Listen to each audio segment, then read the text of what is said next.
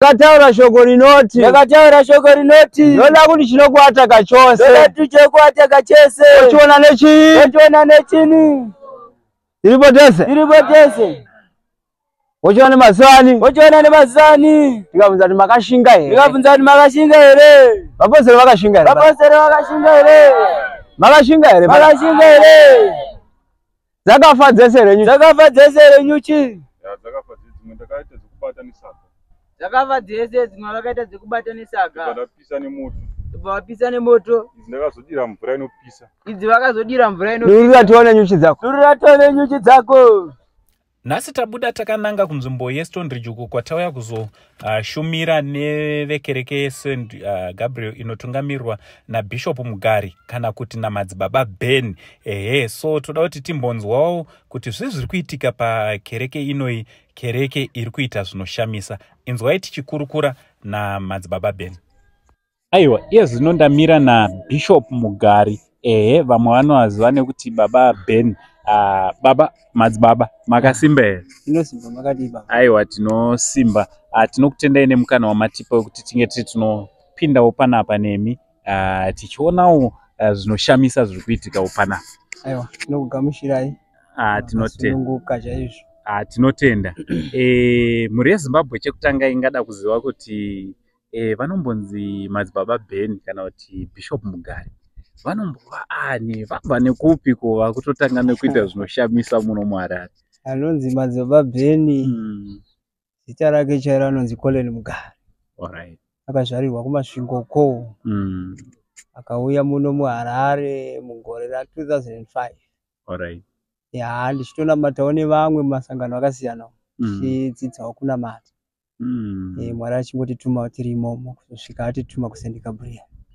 Alright, saka calling yenyu imimi yekuti muzova munounganidza vanhu vakawanda sezvizvi yakatanga gore ripi uye makazviziva sei kuti mune calling yakakura kudai?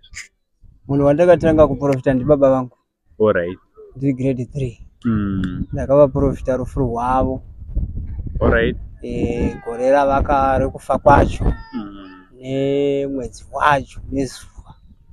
Ndikatombofambiwa neni ndichinzi mwana akupenga.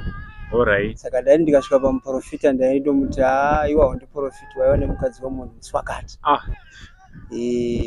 Kuzosvikawo mukukura ndaisazvida because indaitamba bhora. Alright. Bhora ndo randaida. Alright.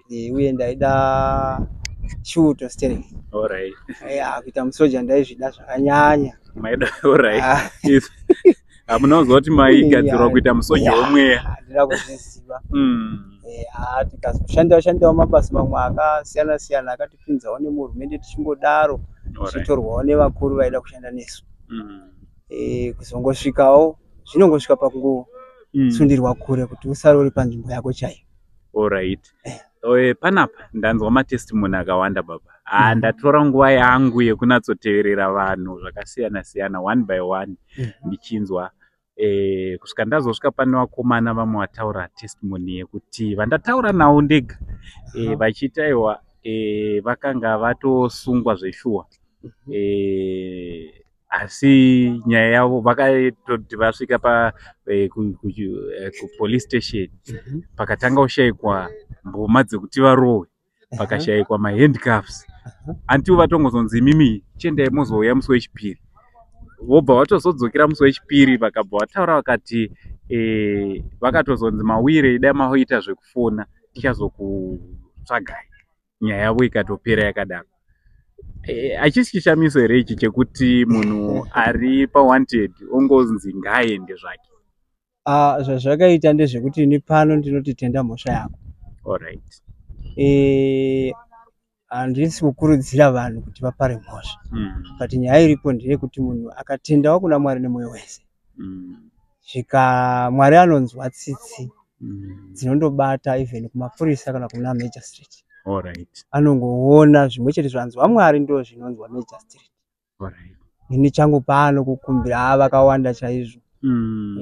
Zvishamiso but kwandiri ini neniwo nditoshamisikawo nazvo. Alright. Ore moto shamisikawo kutoti ndo zviri kuitwa naMwari? Nditoshamisikawo ka. Kuti inga Mwari mukuita mabasa makuru. nekuti handina zuva randoti ndoenda zvishamiso kuvanhu kwete ndinoenda semunhu akundonamata Mwari wozotichita izvi. Tanzwa futi matestimony akasiyana siyana embavha kubirwa chaiko chaiko zvinhu zvichidzoka mbavha tosota. Saka muri kutaura here kuti variko kunzoko vanototi isusu tine vakabirwa, vamwe vanoti vakatsotswa, trusting someone nepfuma womupa otadza kuzodzora zvachese. Nyaya dzakadaro munobata here baba? Noti vanhu vakawanda ndo nyaya dzavari kuchema nadzo idzodzo. Ndo nyaya dzakatowandawo dzinouya pano. Alright. Asi vanhu vachizotenda matestimony amuri kunzwa iwayo. Isu hatitenderi tsotsi. Kuti watrusta munhu then munhu ozotora advantage kuti wamutrust. Alright. Aiwa, izvozvo hamutendi. Hatitende izvozvo. Saka munhu anofanira kutokudzorera expense. Dzora pawatora ipapo. Kana uri mbavha ukabatika kugadzirira pano isusu. Edza uchafamba utaura wega unozvisungisa. Alright. Nditori neimwe itori yamanje munhu akabirwa mari 20,000.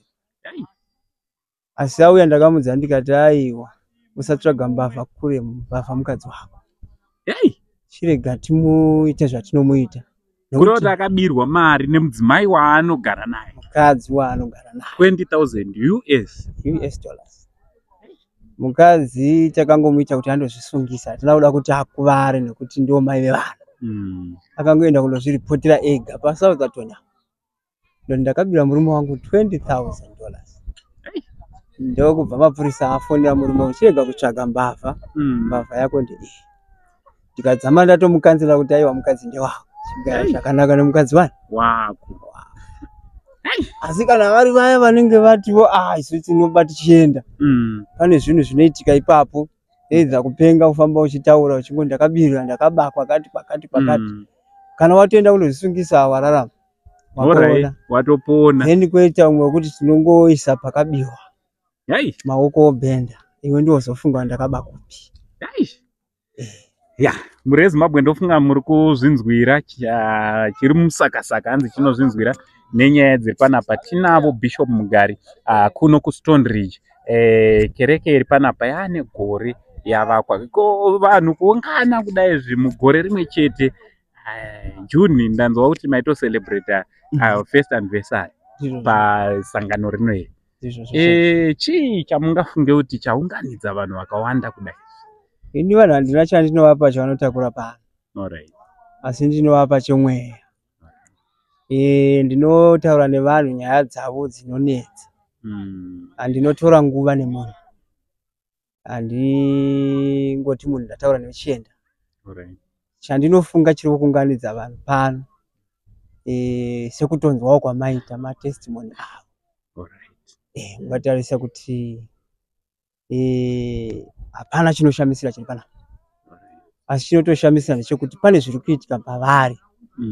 Zvinoshamisa kuchinja kweupenyu. Kudzoka kwevarume vacho vanenge vaenda. Kwevakadzi vari kututaka vachingoenda nezvine. Murume angosvika riri ground. Isi toti dzoka urongedze pawanga wakaita sei? Pazvanga zviri titange upenyu. Toti iwe mbavha usaba iwe nechikwereti ita sei? Padhara. Handinokuwana. Alright, ko pane vamwe ndine vamwe vasikana vakawanda vavi chikuru vari kuti zvemarriage inini handichisina hangu kana moyo nazvo, ndakura 30 something 40 years. Munotowo kudii navo vasikana ava? Kunyange nevakomana mazuva ano zvavo kwese unogona kutotori mukomana kana murume zvotoramba. Munotibatsirawo sei vanhu vakadai? Mukatarisa panapa vasikana vari pandeve chidiki. Alright. Ndeve chidiki vaya vachiri kukurawo. Tinoti enda kumba kwani. Enda kumba kwako. Alright. Vabereki ngavachipfuma yavo. Tichikurudzira kuti vana baba endai mundobvisa pfuma. Alright. Endai mundobvisa, musangogara nevana. Zviya zvokungoti ndatorora. Anoendepi kana ndikadii? Ngozi kune vanoroorwa vamwe dziri nherera. Andimaona. Umwe anotora advantage yekuti uyu aite sei? Saka ndotogara nababa pasi ndoti vana baba hamuna here mari, kana musina mari ngatikumbire. Ndokugadzirirai mondowana mabasa moshanda, ane business ngarifambe. Alright. Handizve. Ika. Alright. Matestimony achona akawandisa.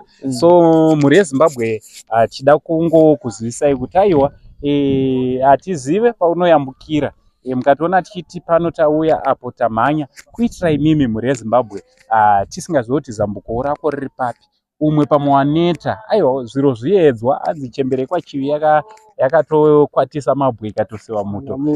So panapa uya uzombodi uzozama namba ndo dziri pascreen unovabata direct ukaona vachinonoka aiwa vanowandirwa vari very busy. So unongoitawo mwoyo murefu kusvika wadi wapindurwa paWhatsApp kana kuti pamakozi. Aiwa ndakutendai madzibaba nenguva yamatipe kukurukura. Aiwa tinotenda. Tinotenda chaizvo kana back to sender ngawaitwa. Ne back to sender. Motoona back to sender ndaiona ichirohwa pana. Ndaiona ichirohwa pana paiyo ndapupura ndega. Ndo imwe speciality yenyu futi. Kubasa ikoko. Alright. Ngazvidzokereka. Kwazvakabva. Zvekuzoti ndimbuya vangu ndisekuru iwo uchitambura zvoreve. Azvibatsira. Ivo vanenge vachiti tipe shuga, tipe magumbezi, tipe chakati vakakusunga. Aiwa zvidaro. Sakurewo tizoni hanzi neshoko hanzi muroyi ngafe. Unotaura kashoko rinoti iro usarega muroyi achirarama. Alright. Unozoti kumberi zvikuru wechikari. Iye Jehovha wati ndiri Jehovha wohondo. Ndona pandakaverenga pakati ndiri Jehovha watsitsi. Alright. Hondo netogasisa zvinhu. Alright. Panodiwa hondo ngapaitewa hondo. Ngapaite hondo. Mamwe matambudziko anopera hondo inopedzwa nechi? Nehondo. Vazhinji vanofanira kuda kwetsitsi dzavo. Alright. Saka vazhinji vakutofamba madzibaba bheni vanouraya vanhu aiwa ndiurayi. Tinoti ngazvidzokere kupi? Ikoko kwazvakabva. Saka ndofunga muri ngozinzwira musatambe neSaint TV because isusuwo tavewo nehukama nababa bheni. Kana mukada kutambawo nesu tinongotiwo isusu takatadzirani ngazvidzokere kupi? Ikoko. Aiwa tinotenda. Muri yeZimbabwe makasununguka kuvabata panhamba dziri pascreen idzo mokurukura nawo. From Uncle Saint naMadzibaba Ben for now tichiti it's much love.